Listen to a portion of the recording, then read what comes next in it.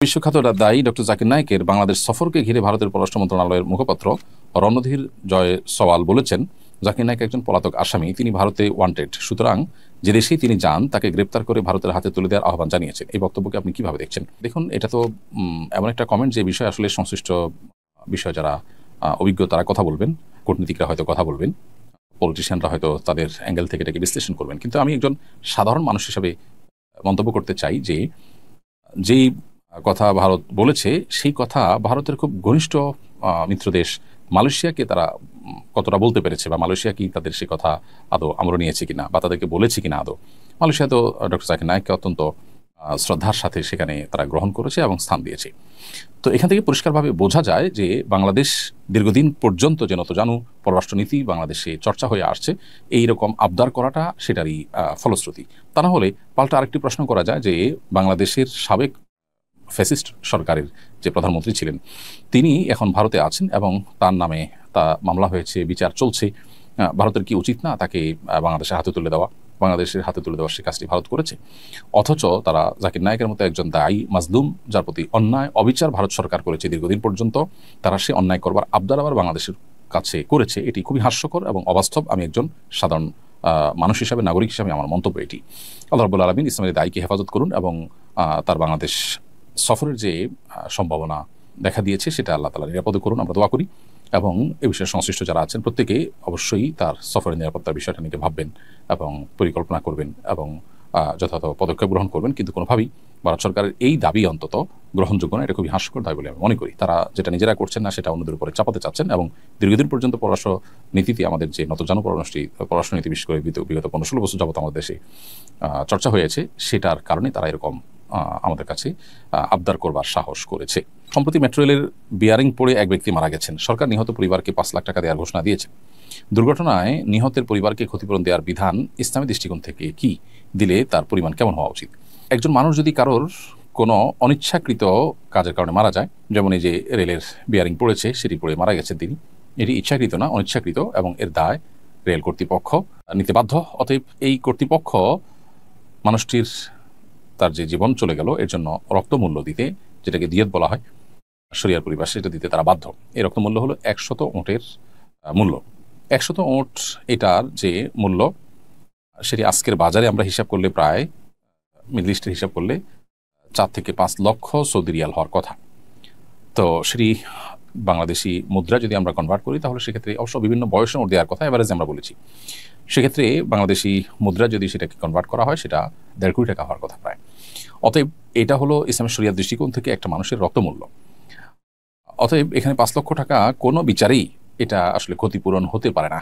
সেই পরিবারের একজনকে চাকরি দেওয়ার কথা আমরা শুনেছি, তাতেও আসলে একটা মানুষের জীবনের ক্ষতিপূরণ, অন্তত ক্ষতিপূরণ তো আসলে দেওয়া সম্ভব না, অন্তত গ্রহণযোগ্য লেভেলে ক্ষতিপূরণ দেওয়ার প্রচেষ্টা করা হয়েছে, সেটির মধ্যে এটা পড়ে না। মানুষের জীবনের মূল্য আসলে আমাদের দেশে এতটাই কম যে এটি বলার অপেক্ষা রাখে না।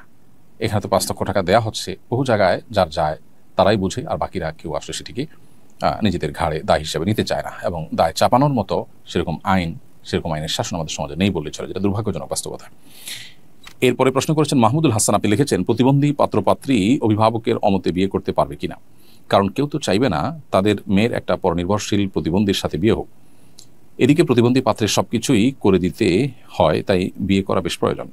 এক্ষেত্রে পাত্রী সব মেনে নিয়ে সম্মতি দিলে পাত্রীর অভিভাবকের অমতে বিয়ে সম্পন্ন হবে কিনা? হানাফি মাযহাব অনুযায়ী যদি এরকম বিয়ে হয়ে যাবে তারপর অভিভাবকের অনুমতি ছাড়া বিয়ে করাটা অনুচিত। অন্যান্য ওলামা ইকরাম, অন্যান্য ফুকাহা ইকরামের মতে বিয়ে হবেই না। আর বিয়ের ক্ষেত্রে পাত্রপাত্রীর পছন্দ অপছন্দ এটাই শরীয়তের দৃষ্টিকোণে মূলত মুখ্য। অতএব তারা যদি সম্মত থাকে তাহলে সেক্ষেত্রে মৌলিকভাবে অন্যদের সেখানে বড় ধরনের আপত্তি করবার স্কোপ খুব বেশি নেই। বাবা মার একটা আপত্তির জায়গা থাকে, সুযোগ থাকে, সেটা হলো যদি কুফু বা সামঞ্জস্যের বাইরে এমন কোনো জায়গায় আত্মীয়তা করে যেটা বাবা মার জন্য মানসম্মানের ব্যাপার, তাদের ফ্যামিলির সাথে যায় না, এরকম কোনো ইস্যু থাকে, তাহলে তারা প্রশ্ন তুলতে পারেন। কিন্তু শরিয়া দৃষ্টিকোণ থেকে বিশেষ করে ফিকহ হানাফির আলোকে এরকম বিয়ে বিশুদ্ধ হয়ে যাবে যদি মেয়ে তিনি একজন মানুষের সেবা করার নিয়তে বিয়ে বসেন। আমার প্রথম স্ত্রী মারা গেছেন, সেই সংসারে আমাদের 2টি সন্তান আছে। ছেলের বয়স 20, মেয়ের 15। পরে দ্বিতীয় বিয়ে করেছিলাম, কিন্তু সন্তানদের সঙ্গে বনিবনা না হওয়ায় তাকে তালাক দেই। এখন তৃতীয় বিয়ের সিদ্ধান্ত নিয়েছি, কিন্তু সন্তানরা এতে রাজি না। তারা বলছে হয়তো স্ত্রী নয়তো সন্তান, এর যে কোনো একটা বেছে নিতে। এখন আমার করণীয় কি? ভাই মাহবুব রহমান, প্রথম কথা হলো যে বিয়ে না করলে যদি আপনার গুনাহে লিপ্ত হওয়ার আশঙ্কা না থাকে, বরং নিজের প্রতি নিজে সে কনফিডেন্ট থাকে যে আপনি কোনো প্রকার ফিতনায় জড়াবেন না, তাহলে সেক্ষেত্রে আপনার জন্য বিয়ে করা তো আবশ্যক না।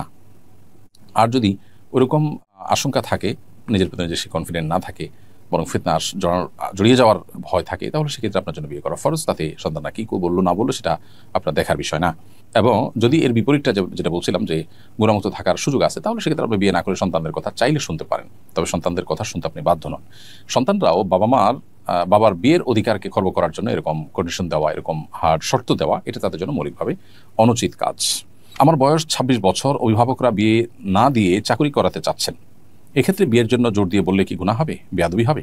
মেয়ে বিয়ের উপযুক্ত হলে অভিভাবক হিসাবে বাবা মার কর্তব্য তাকে বিয়ে দেওয়ার ব্যবস্থা করা। যদি সেটি অভিভাবকরা না করেন, তাদের দুনিয়ার প্রতি আসক্তির কারণে, একজন মেয়ের ২৬ বছর বয়স হয়ে যাওয়া মানে অনেক যথেষ্ট বয়স হয়ে যাওয়া। আমাদের সামাজিক বাস্তবতায় বিয়ের বয়স অনেকখানি পার হওয়ার পথে বা পার হতে যাচ্ছে। তো এরকম একটি সময়ের পরও যদি বাবা মা তাকে দিয়ে উপার্জন করাবার চিন্তা করেন, পার্থিব চিন্তা করেন, এবং তাদের মধ্যে দিনদারিতার ঘাটতি থাকে, তারা বিয়ের গুরুত্ব না বোঝেন, তাহলে সেক্ষেত্রে আদবের সঙ্গে মা বাবার সঙ্গে জোরাজুরি করবার সুযোগ অবশ্যই আছে। এমনকি মা বাবা যদি দিনদারিতার অভাবে তারা যদি বিয়ের গুরুত্ব না বোঝেন, সেক্ষেত্রে মহল্লার ইমাম সাহেব অথবা এলাকার মান্যগণ্য মুরব্বী তাদেরকে অভিভাবক বানিয়েও বিয়ের উদ্যোগ নেওয়া যেতে পারে। অবশ্য বাবা মাকে বুঝিয়ে অথবা আদব লেহাজের মধ্যে থেকে যতটুকু জোরাজুরি করা সম্ভব, সেগুলো মাধ্যমে আপনি আপনার এই ন্যায্য অধিকার আদায় করে নিতে পারেন, এবং এক্ষেত্রে লজ্জা করবার কিছু নেই। আস সুন্নাহ ফাউন্ডেশন, উম্মার স্বার্থে সুন্নাহর সাথে।